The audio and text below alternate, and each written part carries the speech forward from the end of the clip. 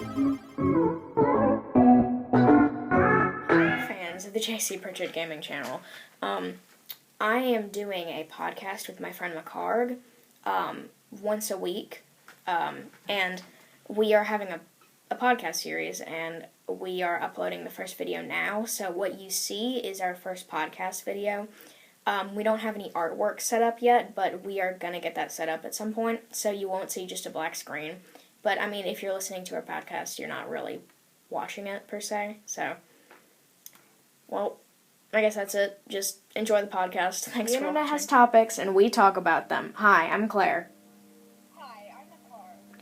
And welcome to MCP. Today's topic is earliest memories, and I have a few things to show first from a few different reliable sources. And I'm going to talk about the backstory first of earliest childhood memories and, like, what they really mean. So, you might expect that, like, your earliest memory would be, like, dramatic or have to do with trauma, but actually for most of us it's fairly peaceful, and it's not really, like, a traumatic kind of thing. And according to a 2005 study, most people, about 100 people out of 125 people on an online survey, their first memories uncovered the same pattern that they saw before. And younger children are more likely to recall an event that was their first memory if they're prompted to talk about it and, like, probed for details. And that's kind of why the age at which a memory first sticks varies across cultures, because certain people don't really want to talk about it, certain cultures that might reflect off their religion and stuff like that. But there's also, Sigmund Freud talks about repression, and it's part of his psychoanalytic theory, and repression occurs when a thought or a memory or, like, a feeling is too painful for one individual, so the person unconsciously pushes the information out of their brain and virtually becomes unaware of its existence entirely. So the repressed thought may still affect their behavior, but they really don't remember it whatsoever.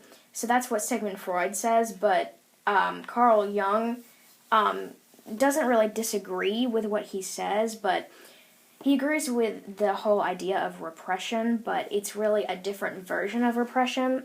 With Sigmund Freud and Freudians, they believe that repression is basically due to family trauma, and Carl Jung and Jungians, they believe that most of repression is due to environmental factors and most of your culture and what is being done around you, and not necessarily who is in your family and the trauma that parents do to you.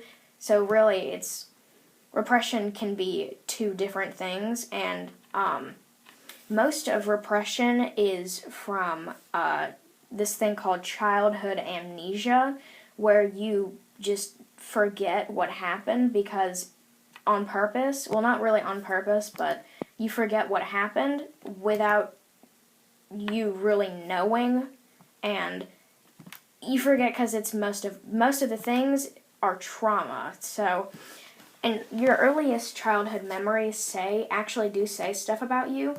Like, as, like, thousands of events happen across your childhood, but as adults you only recall a handful, but it doesn't necessarily mean you recall only what happened with the trauma.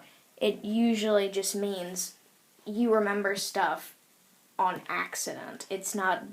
Most of it is not on purpose.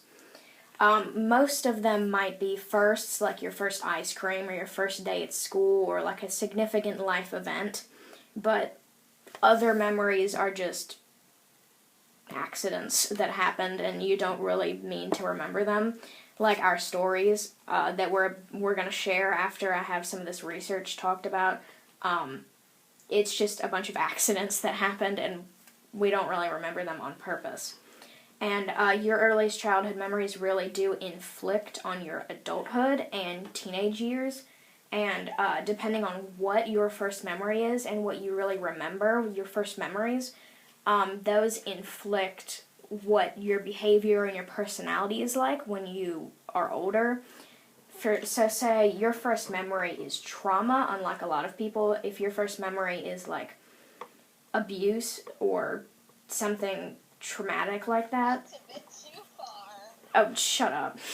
Something traumatic like if something traumatic like that happens, usually you'll remember that and your personality will be inflicted as quiet, shy, or sometimes raging and really, really outgoing, but not like a happy outgoing. It's like an anger type of outgoing. And if your first memories are like you're eating cake or like you went to an ice cream party and that's your first memory, usually you're more reserved, but you have a lot of friends and you are outgoing in a happy way and not like an angry way. So that's what my research has showed me and what your earliest childhood memories say about you. So, McHarg, you can say whatever you have to say and you can tell your story.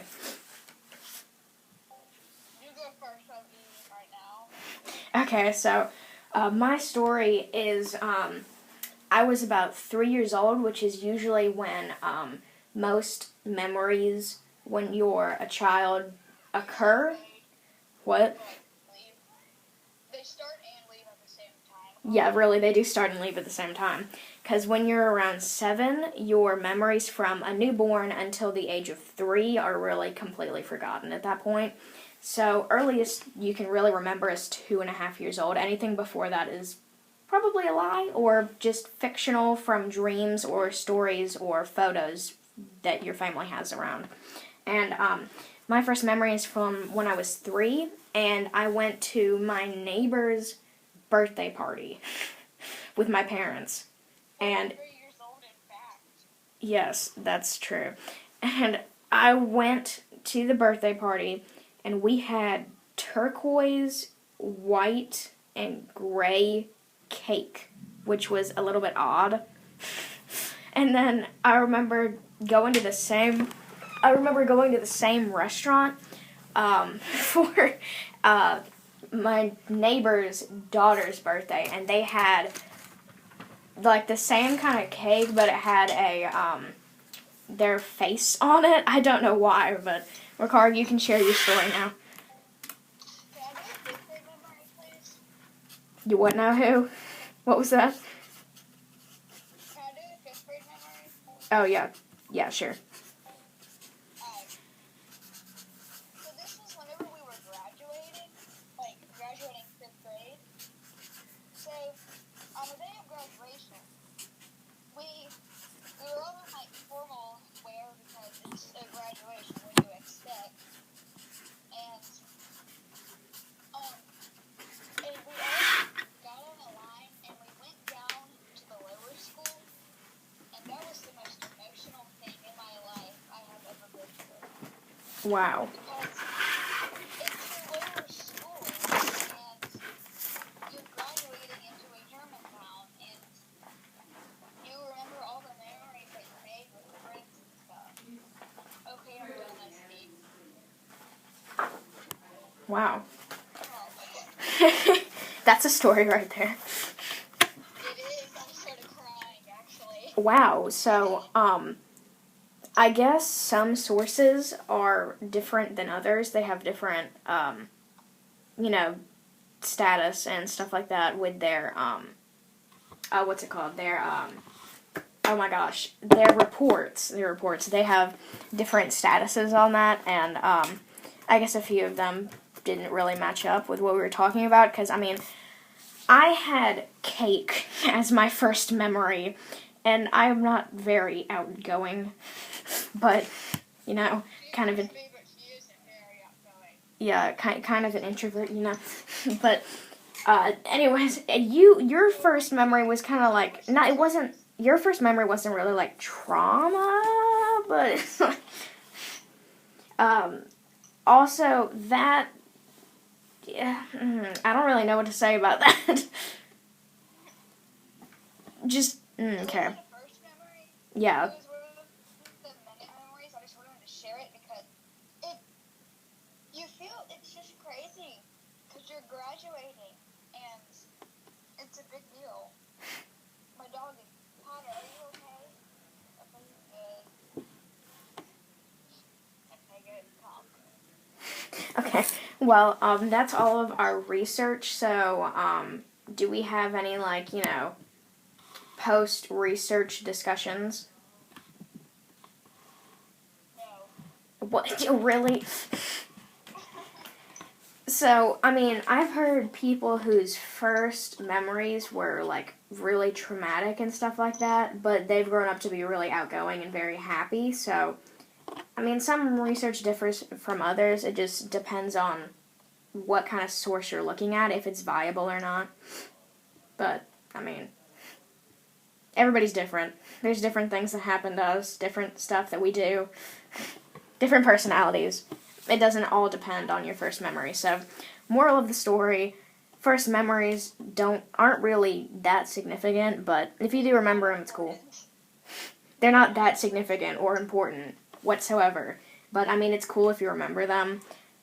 If you have a story from when you were, younger than 2.5, my research has condoned that mostly it's fictional and it's based on stories that you've taken from family members and pieced together with photos lying around the house or different stuff that you came up with, because when you're that age, your mind is racing with a bunch of different stuff. But yeah, so there's a lot of different stuff going on with first memories. McHarg, do you have anything to add to that? Okay, well, I guess that's the end of the podcast. Thanks for listening, and thanks for staying with us during this cringe in our first episode. Thanks for watching. Bye.